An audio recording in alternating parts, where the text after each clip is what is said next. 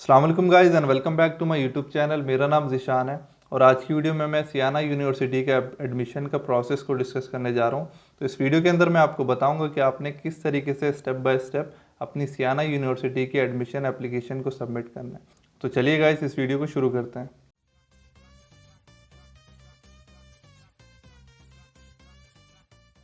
तो सबसे पहले गाइस ये आपके सामने मैं गूगल पे जा रहा हूँ। गूगल पे आपने Siena university online application type करना है या फिर university of Siena apply online. फिर ये वेबसाइट आएगी, इस पर क्लिक करना है। उसके बाद इस तरीके से सियाना यूनिवर्सिटी की एप्लीकेशन पोर्टल आपके सामने खुल जाएगा। तो ये सबसे पहले आप यहाँ पे अबाउट अस में जाके देख सकते हैं कि यूनिवर्सिटी के बारे में थोड़ी सी डिटेल आपको मैं दे दूँ कि ये यूनिवर्सिटी फाउंड हुई थी 1240 में, ठीक है, और ये तुस्कनी रीजन के अंदर आती है। तो इसमें DSU तुस्काना स्कॉलरशिप होती है। तो डिपार्टमेंट्स की बात करें तो economics, law, political sciences, education, literature, languages, cultural heritage, medicine, biotechnology, environmental sciences, engineering, mathematics, physics. तो ये सारे डिपार्टमेंट्स हैं, आप इसमें से देख सकते हैं जो भी कोर्सेज हैं, ठीक है। अगर एप्लीकेशन फ़ीस की बात की जाए तो सियाना यूनिवर्सिटी में 30 यूरो इसकी एप्लीकेशन फ़ीस है जो आपने पे करनी होती है एप्लीकेशन के टाइम पे। तो प्रोग्राम्स की बात करें तो आप ब्राउज प्रोग्राम्स में जा सकते हैं और यहाँ पे आपके सामने बहुत सारे प्रोग्राम्स आ जाएंगे। आप अपने कोर्स को यहाँ से देख के किसी भी कोर्स में अप्लाई कर सकते हैं, ठीक है। तो एप्लीकेशन स्टार्ट करने के दो तरीके हैं। एक तरीका तो ये कि आप कोई भी कोर्स देखें और डायरेक्ट अप्लाई नाउ पे क्लिक करें। दूसरा ये कि साइन इन पे जाएं, रजिस्टर करें, फिर वहाँ से कोर्स देख के अप्लाई करें। तो हम यहीं से डायरेक्ट अप्लाई करेंगे कोर्स से, ठीक है। तो जैसे ये कोर्स, मैं पहला कोर्स देख रहा हूँ, ये कोर्स मुझे पसंद आ रहा है, मैं इसमें अप्लाई करना चाहता हूँ। तो मैंने यहाँ पे अप्लाई नाउ पे क्लिक करना है। उसके बाद इस तरीके से आपके सामने आ जाएगा। आपने यहाँ से आई एम न्यू एप्लीकेंट पे क्लिक करना है और यहाँ पे अपनी जो ईमेल आईडी है वो टाइप कर देनी है। तो यहाँ पे आप अपना ईमेल एड्रेस टाइप करेंगे। उसके बाद आप यहाँ रजिस्टर पे क्लिक करेंगे। रजिस्टर पे क्लिक करते साथ ही ये कहेगा कि हमने आपको एक वन टाइम लिंक भेजा है, ठीक है। तो आप यहाँ पे अपनी ईमेल पे आएंगे और यहाँ पे चेक करेंगे तो आपको यहाँ पे ड्रीम आईडी की जानिब से एक ईमेल आएगी जिस पे लिखा होगा क्लिक टू रजिस्टर। आप क्लिक टू रजिस्टर पे आप क्लिक टू रजिस्टर पे क्लिक करेंगे तो इस तरीके से आपके सामने ये पेज आ जाएगा। तो यहाँ पे सबसे पहले कह रहा है कि अपना फुल नेम लिखें। तो आपने अपना फुल नेम यहाँ पे लिख लेना है, जो भी आपका फुल नेम है। उसके बाद पासवर्ड रखना है आपने, पासवर्ड आप अपने हिसाब से रख लीजिएगा। तो यहाँ से रजिस्टर पे क्लिक करेंगे तो आपकी रजिस्ट्रेशन कंप्लीट हो जाएगी और आप उनके पोर्टल के अंदर लॉगिन हो जाएंगे। तो कुछ डिटेल्स हैं यहाँ पे, जैसे फुल नेम है, ईमेल है और मोबाइल नंबर है, आप डालना चाह रहे हैं डाल सकते हैं, सिटीजनशिप। तो यहाँ से कंटिन्यू करना है। कंटिन्यू करते साथ ही ये आपके कोर्स के फर्स्ट पेज पे आ जाएगा, ठीक है। तो जिस कोर्स के लिए अप्लाई करना चाह रहे थे उस कोर्स का नाम यहाँ पे आ जाएगा। अगर आप और कोर्सेज के लिए अप्लाई करना चाहते हैं तो एक एप्लीकेशन सबमिट करने के बाद यहाँ पे चॉइसेस ऐड कर सकते हैं। तो पहली चीज़ तो हमने देख ली, यहाँ पे प्रायोरिटीज़ हैं। तो ये सारी चीज़ आपने फिल करनी होती हैं जिसके अंदर ये सारी पॉइंट्स हैं: profile, contacts, education, languages, employment, activities, residence, motivation, document, other and checklist, ठीक है। तो यहाँ पे इसको हमने सेव पे क्लिक किया। सेव पे क्लिक करके नेक्स्ट पेज पे क्लिक करेंगे।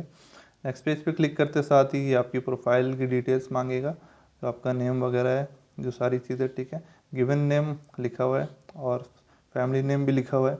उसके बाद जेंडर मेल सेलेक्ट कर लिया। सिटीजनशिप पाकिस्तान, कि आपको स्टडी वीज़ा चाहिए इटली में जाने के लिए, यस पे टिक करेंगे। उसके बाद पासपोर्ट नंबर आप अपना टाइप कर देंगे, जो भी आपका पासपोर्ट नंबर है।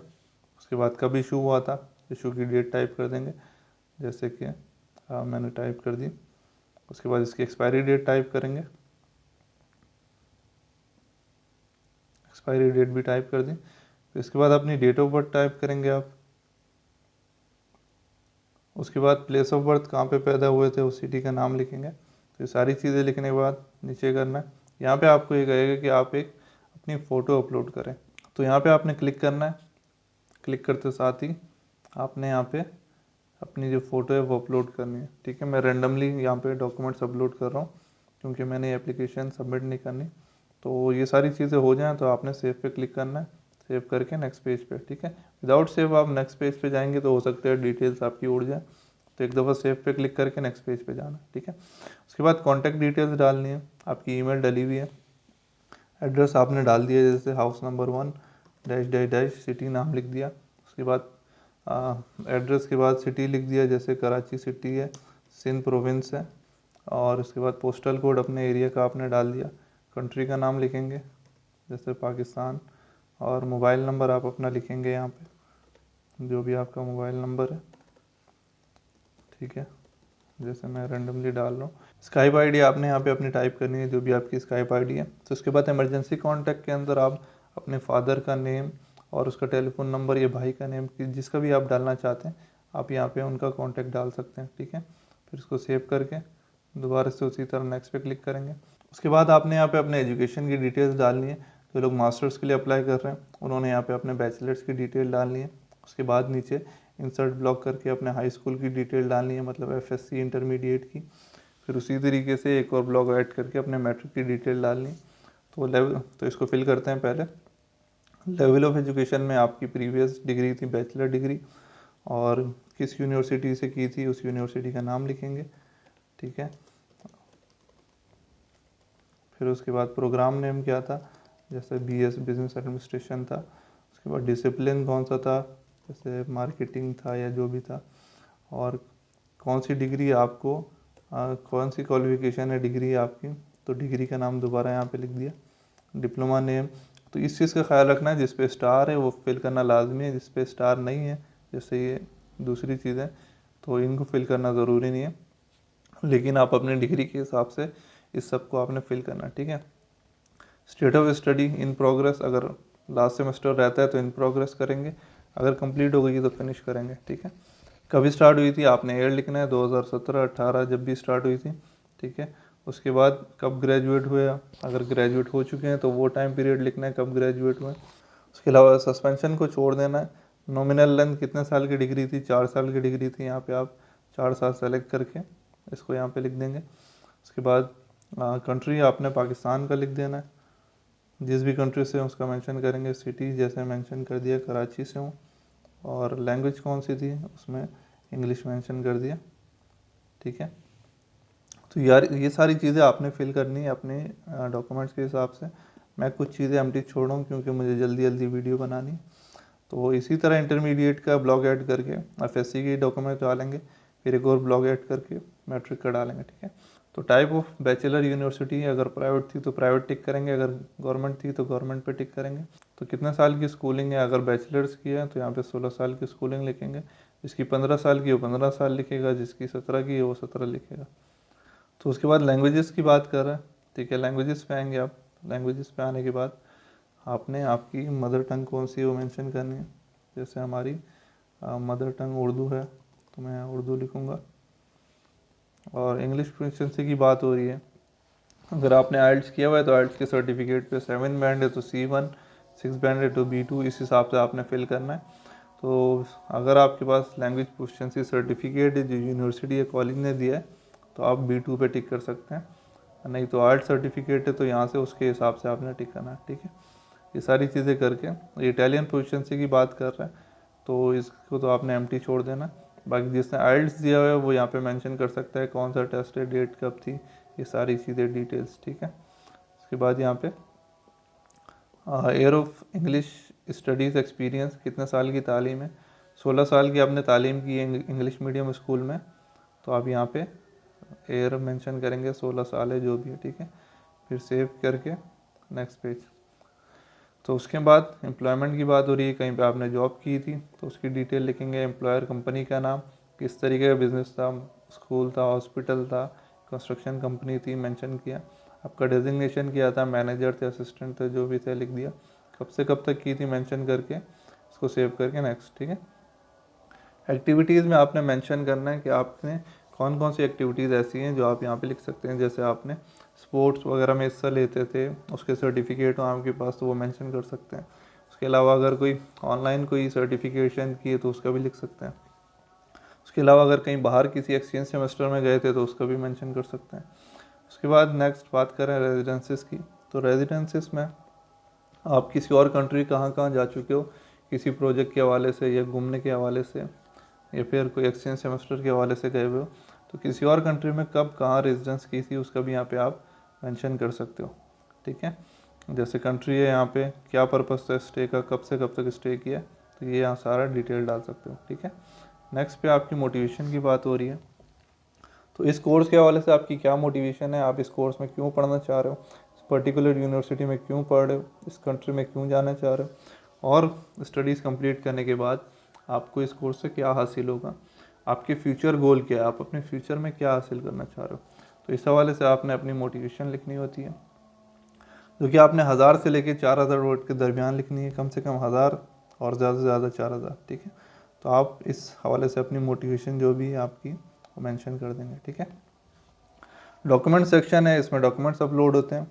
तो ये चीज़ मैं आपको बाद में बताता हूँ आपने कौन कौन से डॉक्यूमेंट यहाँ पे अपलोड करने हैं, क्योंकि नीचे जो चेकलिस्ट का ऑप्शन दिया है, तो चेकलिस्ट से भी आप डॉक्यूमेंट्स को अपलोड कर सकते हैं, इसलिए अभी इसको स्किप कर देते हैं, ठीक है।